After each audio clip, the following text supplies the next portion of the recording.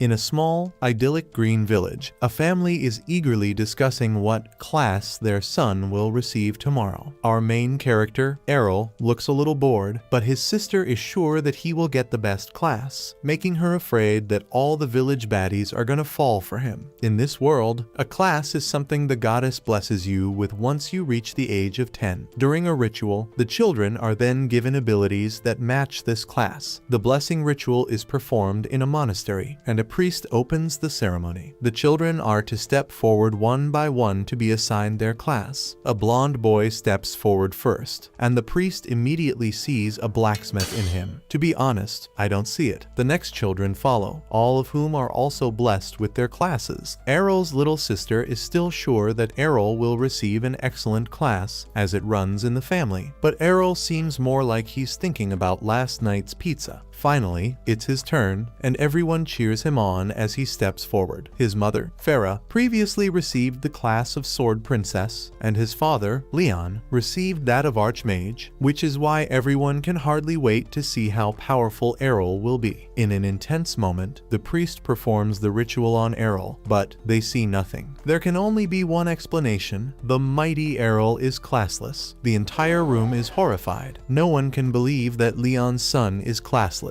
Errol, on the other hand, remains a nonchalant dreadhead. Errol waves a sword around while his parents prepare themselves for a life of pain, as their son appears to have been born useless. But Errol is determined that his small hands are meant for more than just playing with his sword. Even his little sister no longer believes in him. Errol cannot accept the decision of the ritual, as he has been training with his mother's sword since childhood. Of course, it would be easier with a swordsman class, but he is convinced that he can do it with hard work. During training session, however, it looked more like a complete beginner was competing against a UFC pro. Nevertheless, he believes that hard work beats talent. His family supports him in every decision, but somehow it feels like they are belittling him. Later on the training field, Errol sees two boys effortlessly demonstrating impressive sword techniques. They notice his presence and look down on the classless boy who just wants to train. The two brats are apparently such natural talents that they don't need any training and just want to show off how cool they are. They then demonstrate their amazing sword skills. But Errol doesn't back down and challenges them to a fight. They laugh at him, but Errol remains persistent and is confident that he can compete with them. He also possesses divine protection, another blessing from the goddess that everyone receives. It is like a transparent shield that protects young fighters like Errol from serious injury. However, if it takes too many hits, the shield can be destroyed. This allows the boys to fight each other without dying, and Errol mentions that this is exactly what he intends to do with them. After this statement, one of the boys loses his temper and rushes at Errol, who easily defends his attack. They exchange sword blows, but the boy fails to land a single hit on Errol. In desperation, he calls for his colleague, but Errol deftly jumps aside at the right moment, causing the attacker to almost hit his own ally. Errol notes that children with abilities make excellent sparring partners, but apparently have no sense of strategy. He rushes at them and hits one of them with an uppercut with his sword hilt. The other stumbles over his own friend like an amateur, while Errol finally sends him to the ground. Without breaking a sweat, Errol wins the 2-on-1 fight. They simply cannot believe that a classless person has defeated them, but a red-haired boy interrupts their whining. He believes that true swordsmen must behave honorably and approaches Errol. He recognizes that Errol is Farah's son and that this is why he is skilled with the sword, even though he has no class. Nevertheless, he tells Errol not to let his victory go to his head, as these were only two beginners and he is the real challenge. He then introduces himself as the son of the chief guard, Captain Evans. Errol remembers that the guy often visited them to ask his mother for help in hunting demons. He wonders if he is adopted, as he seems far too frail to be the son of Wolverine 2.0, although his father is apparently the best swordsman in the village. Errol's mother gets all the glory, which the red-haired boy can't stand. Errol quickly realizes that he just wants to take out his frustration on him, but the boy is determined to defeat him to prove that his family are the strongest swordsmen in the village. He has been training for over a year and would never let his ego stop him from continuing. Errol recognizes his father's efforts and status, but he knows how to wield a sword and has no intention of losing to this boy. The duel begins, and in a matter of seconds, they exchange an incredible number of blows, resembling a thunderstorm. The two boys cannot believe that a classless boy can keep up with him. He realizes that Errol actually has very good sword skills, but his anger makes his blows sloppy. Just when it looks like Errol is finally going to land a blow, the red-haired boy activates the twin blade slice and sends two sword blows flying at Errol at the same time, who is thrown 2 meters and crashes into a wall. He is nevertheless surprised that Errol managed to block at such close range. Errol has no idea how he managed to attack him from 2 sides at once, and the boy explains that the double sword strike is a skill that someone without abilities cannot defend against. Although Errol is already on the ground, he still believes he can do it, and the boy can't help but acknowledge his courage. The next morning, Errol is woken up by his little sister, but at the sight of her annoying face, he just continues sleeping. She then tries to wake him up using the Alabama method, but our clever Errol fends her off in time. He still looks like he doesn't care, even after his sister demands an apology kiss. The two go to the living room, where their mother is already waiting for them and has prepared a delicious breakfast. I'm glad that Errol actually ate it, unlike the ungrateful teenagers in American movies. Errol announces that he is leaving for training, while his little sister is still trying to convince him that she will take care of him and that he doesn't have to do that. However, his mother knows that he knows how to defend himself. We see her opening a mysterious box containing many broken practice swords that Errol has used every day. His sister finds it incredible that he is so ambitious even though he has no class, but she still wants to make the world a better place for her brother. We then see Errol concentrating on training in the forest, beating up a tree and actually managing to execute a twin blade slice. The many hard blows and long training sessions have finally paid off. A small goblin watches him train. The creature suddenly jumps out, but Errol's fighting instincts immediately recognize the attack, and he executes his newly learned skill, killing the goblin instantly. However, a menacing scream then echoes from the depths of the forest, causing even the birds to stir. Errol realizes with horror that it must be a large monster near the village, and he immediately sets off to tell the guard. However, a child's cry follows, and he realizes that there is no time to waste. Errol must take matters into his own hands and sets off immediately to rescue the child. He glances over the bushes and sees the red-haired boy from his training sessions injured as he faces a hobgoblin. These creatures never normally come near the village, but for some reason, one is right here in front of them now. Errol sees the training spot and realizes that the boy has been doing exactly the same thing as him, and this must have attracted the huge monster. It runs towards the red-haired boy, and Errol knows that he must now concentrate fully to have any chance. He takes a deep breath, and as the giant goblin continues to advance on him and the situation seems hopeless, Errol lands a powerful twin blade strike right in the monster's back. The boy is astonished to see him and falls into his arms. Errol quickly realizes that his divine protection has disappeared. He quickly calls for his holy water so he can heal him, but it lies broken on the ground. Errol simply gives him his to drink, and magically, the boy is immediately as good as new. Ungrateful as he is angry that Errol used his technique to slay the goblin. He can't believe that Errol used such a complex technique without having the ability, but Errol confirms that he simply practiced harder to learn it. Of course, he can't wrap his head around this, but Errol explains that you just need enough speed, strength, and timing to execute it. He is completely baffled, but Errol explains that he is the reason he figured it out, as he used the technique on him over and over again, allowing Errol to study it. Since then, Errol has thought about him every day, and the boy can't believe it can be so simple. Errol admits that he hates to lose, and therefore wanted to win against him at all costs in the next fight, and now his efforts are paying off. The red-haired boy understands and challenges him to have their rematch duel right now. Errol is confused, but his opponent is certain, as Errol saved him and shared his holy water with him. Errol is surprised by this gesture, because in this world, fighting seems to be a socially accepted way of showing gratitude. The duel begins, and both concentrate on executing a twin blade slice. Their blades meet in the middle, but Errol lands a direct hit on his shoulder. He cannot believe how this is possible, and Errol explains that it was a third strike, but that is not possible, as the name of the attack requires 2 strikes to be performed. However, since his twin blade strike is not based on an ability, he has no restrictions and can modify it as he pleases. Nevertheless, it's the first time he's managed 3 strikes, and he thanks him. He can't believe it, and just as Errol is about to proudly explain it to him again, he blurts out that it makes absolutely no sense that someone without a class can be stronger than him. Errol is slowly getting tired of the talk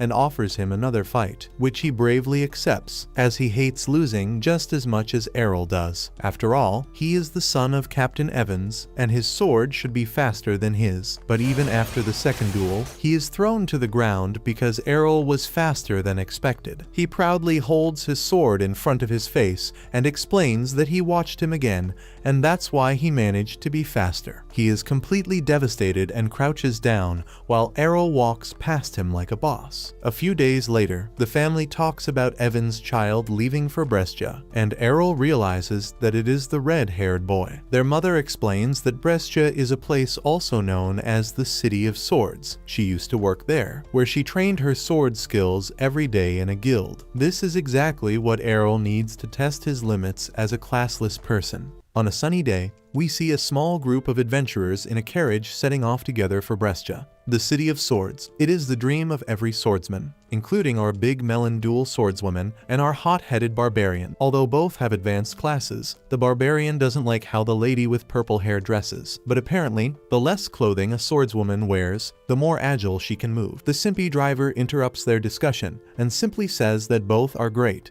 while at the same moment he encounters a horde of orcs and desperately asks for their help. After showing off so much, the two almost wet their pants at the sight of the king orc. A small child desperately grabs the arm of our mighty barbarian, but he simply pushes the annoying little thing away because he has to save himself and immediately takes off. The melon swordswoman also jumps out of the carriage to save her own cheeks. Just before the coachman thinks it's all over, a mysterious hooded figure appears and runs straight into danger. As he sprints, his hood lifts and we recognize our legendary classless Errol, who is targeting the monster horde. With one blow after another, he tears the stinking monsters apart so fast that the others can't even see his movements. The coachman realizes that he is performing the blink dash, a skill that is extremely difficult to perform when surrounded by enemies. But nothing is too much for our little daredevil, and he shreds the orcs around him in a dancing motion. His companions can only marvel, and the coachman finally realizes that this was the legendary Sword Princess's counterattack. Blade Dance, a class that only women can actually have. And since Errol doesn't exactly look like a femboy, this leaves the rest of the group puzzled, while our classless character fearlessly jumps on the king of the monster horde and executes him with a well-aimed blow from above. The group can do nothing but marvel at this sight. For Errol, this was just a minor inconvenience on a Tuesday, and he is eager to continue on his way to become stronger. But the coachman thinks he is obviously already strong enough. One of the little boys then comes forward and enthusiastically asks Errol what class he is. He hesitantly replies that he is classless, and the travelers cannot mentally process this. We see a flashback from 5 years ago, in which Errol is training with his mother, Thera. Errol performs a twin blade slice, and his mother thinks she must be dreaming, as she would never believe her useless son capable of such a thing. She still seems unable to accept that Errol is classless and calls herself a terrible mother. But Errol assures her that she is not dreaming, and that he has simply practiced long enough to learn the twin blade slice. He wants to learn more skills and asks his mother if she can teach them to him. After that, he wants to move to Brescia to test his limits. But by this point, his mother is already overwhelmed, as she never expected her son to be capable of such a thing. However, she is extremely happy about it and immediately shares this information with everyone in the family. The scene switches back to the present. Errol and the coachman have finally arrived in the legendary city of Brescia. Countless swordsmen and other advanced classes have already gathered in the city center to hone their skills. Errol wonders if the driver is also advanced, since he was able to identify such advanced classes. The driver folds under zero pressure and turns out to be a member of the advanced class of Holy Knights. Errol rightly asks why he works as a Uber driver, and our driver replies that it is simply too exhausting to fight every day and that he sometimes takes a few trips to unwind, something only a loser would do, Errol thinks. The Holy Knight advises Errol to join a guild so he can participate in competitions. Competing with the strongest warriors is exactly Errol's dream. After warning him that some guilds can be pretty nasty and that he should be careful, the driver takes off, leaving Errol alone in this big city. We see the Cavaliers, a noble guild of knight classes, advertising for themselves. The Swordway, on the other hand, consisting of two little girls, accepts anyone who has 2 arms and 2 legs. While he is scouting out the stands, a strange girl sneaks up behind Errol, but his spider sense lets him dodge her at the last moment, sending her crashing into the asphalt. The little girl concludes that he must be talented and asks him if he is looking for a new guild. He is, and the girl mentions that her guild is looking for new members and immediately hands him the gag contract. Errol rightly finds this suspicious and declines the request, but the girl can't handle rejection and unabashedly grabs his cheeks to continue harassing him. Errol realizes that guilds can only be this desperate if they are bad, but the girl is convinced that her guild is mega popular. In a last-ditch effort, the girl offers him a date if he joins the guild, but Errol is not interested in a girlfriend or a harem and rejects the offer again. Her behavior reminds him of his little sister, who has a big mouth even though she's flat as a board. He wonders which guild is the most powerful here, and the girl replies that it must be Black Blade, a guild of 8 rank swordsmen who reside in a fortress. Errol sets off immediately and is greeted by a friendly man with a mustache who asks what the hell he's doing here. To join, Errol must first pass a test at the reception desk, where a long line of other freaks has already formed. To register for the test, you must be at least an advanced swordsman. After Errol replies that he is classless, the medieval-looking ass guy simply laughs at him. He is immediately asked to leave, and rumors are already spreading in the line that no one here will accept him. No exceptions can be made, even if he passes the test. Shortly thereafter, the door opens, and everyone is amazed when 3 impressive fighters enter the room. They are a rank swordsman, and everyone, including the receptionist, seems to be having a fangirl moment. Errol realizes that it's high time to leave, and we see that he has also been rejected by all the other guilds. He remembers a recommendation his mother gave him to seek help from her old guild. It seems as if she had foreseen all of this. Just as Errol is about to set off to find this guild, the annoying girl suddenly reappears and correctly guesses that he still hasn't found a guild. On the way to his mother's guild, the girl still does everything she can to somehow lure him away. But Errol simply doesn't see that as his problem. It reaches a pathetic level when she kneels in front of him like a beggar and asks for a donation. She even offers to lick his dirty feet. But Errol seems to be into other things. He seems to have found the right place and briefly considers whether he should perform his twin blade slice on the girl. But the girl says that this is where her guild is located and points to a magnificent fortress. Errol is actually surprised and wonders why they still have so few members, to which the girl admits that they are only a shadow of their former selves and much weaker than they used to be, but she is confident that they will soon return to their golden days. As long as the Twin Sword King leads them, Dragonfang is immortal. Slowly, it dawns on Errol, and he remembers that his mother mentioned that her guild was led by a dual sword king and was called Dragonfang, named after one of his abilities. It is the same guild his mother belonged to. In the next scene, we see the two entering the magnificent estate, but suddenly a drunk guy appears from behind the sofa, who turns out to be the girl's father. Errol realizes that the dual sword king is an abusive, alcoholic father who is also missing an arm. He is told to leave immediately, as this guild is on its last legs, and he leaves the foyer. He was once one of the most feared swordsmen in Brescia, and since losing his arm, he has become a feared alcoholic. This causes even the girl to slowly lose hope, but Errol wants to join because no one else wants him. Reluctantly, he signs the guild's gag contract and hands it to the girl, but when she sees that he has entered classless, she thinks he is a little comedian. However, with a deadly serious expression, Errol confirms his classlessness. After a moment of silence, the girl's mood immediately changes. She grabs a sword and threatens to tear up the contract if he wants to stay alive. Someone who joins a guild should at least be able to do something with a sword and not be a useless brat. Suddenly, a pretty red-haired girl named Rhiannon comes in and tells Lilia, the little girl, to shut up. Lilia storms over to her and cries that she has recruited a classless person, but Rhiannon recognizes Errol immediately. 5 years ago, they trained together in the same village, but Errol is sure that he would definitely remember a baddie like her, whereupon Rhiannon blushes. He only remembers a red-haired boy, Evan's son, but Evans only had one daughter. Her. Surprised, Errol admits that he thought she was a boy. Seriously, none of us would have thought that. But Rhiannon thinks it must be because her hair has grown. Errol, however, thinks it's because something else has grown as well. The girl asks if this classless guy is the one she couldn't defeat in a fight, and she admits it, embarrassed, and of course, what else? She challenges him directly to a sparring session in the basement, just like in the good old days. The training field is surprisingly large, and Rhiannon is determined to defeat him this time. They take their positions, and Lilia gives the start signal. Rhiannon attacks with the same ability as 5 years ago, and Errol thinks it will be a piece of cake. The twin blade slices meet in the middle, but Errol is the only one who gets hit. His defense wasn't good enough, and Rhiannon has indeed become stronger. In addition, her sword is 5 times heavier than similar swords and much longer than Errol's. By simply countering, Errol no longer stands a chance. This time,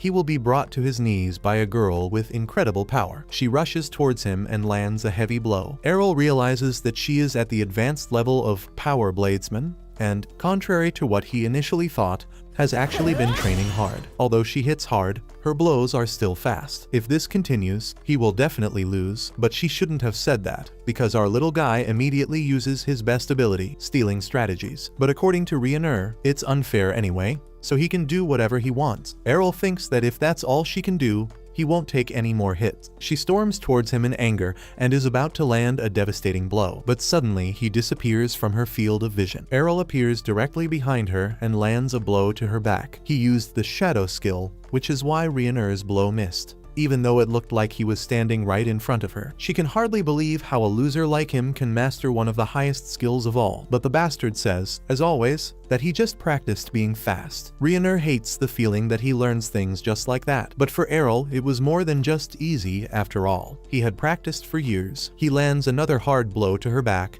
but he notices that despite 2 hits, she hasn't lost any of her divine protection. Advanced swordsmen would have the guts skill, which makes light slashes virtually ineffective. She swings a particularly heavy blow, but Errol counters it without any problems with a counterattack he learned from his mother. Errol can check off his first to-do list item, beating a girl in Brescia to the point of hospitalization. Lilia can't believe that Errol is capable of such a thing, and Rhiannon is literally devastated to have lost to this runt again. He praises her for her training, but says that Errol is simply tougher than she is. Rhiannon's facade then collapses, and she simply starts crying while drinking a little holy water. Errol obviously doesn't know how to treat women, because that's no way to treat a lady. Rhiannon finds it hard to admit that she's crying, and she looks for a quiet place to cry her eyes out. Back in the foyer, Lilia officially welcomes Errol to her guild, Dragonfang, and seems to ignore the fact that 30 minutes ago she wanted to slash him with a saber. She says she believed in him from the start, but Errol doesn't find these jokes very amusing. He then asks her why her guild is in such bad shape,